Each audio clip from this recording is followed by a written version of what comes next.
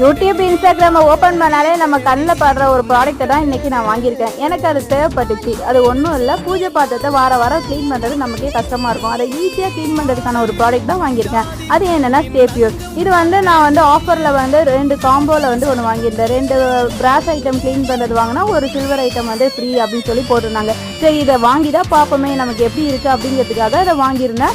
அதை வாஷ் பண்ணுறதுக்காக ஃபஸ்ட்டு அதை ஸ்ப்ரே பண்ணி பார்த்தேன். ஸ்ப்ரே பண்ணும் போது லைட்டாக தேய்க்கும் போது அதில் க்ளீனாக இருந்தது. அதுக்கப்புறமா ஸ்க்ரப்பு வச்சு தனியாக வாஷ் பண்ணி பார்த்தேன். விளக்கும் போதே நல்லா க்ளீனாக நம்ம நார்மலாக நம்ம வாஷ் பண்ணுவோம்ல, அந்த மாதிரியான பூஜை பாத்திரம் பளிர்னு கிடச்சிச்சு.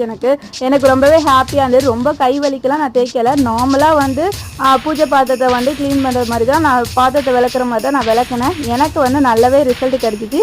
கடைசியாக நல்ல தண்ணியில் அதை வாஷ் பண்ணி எடுத்து ஒரு துணியை வச்சு நம்ம தொடச்சி வச்சிட்டோம்னா பூஜை பாத்திரம் பளிச்சுன்னு இருக்கும்.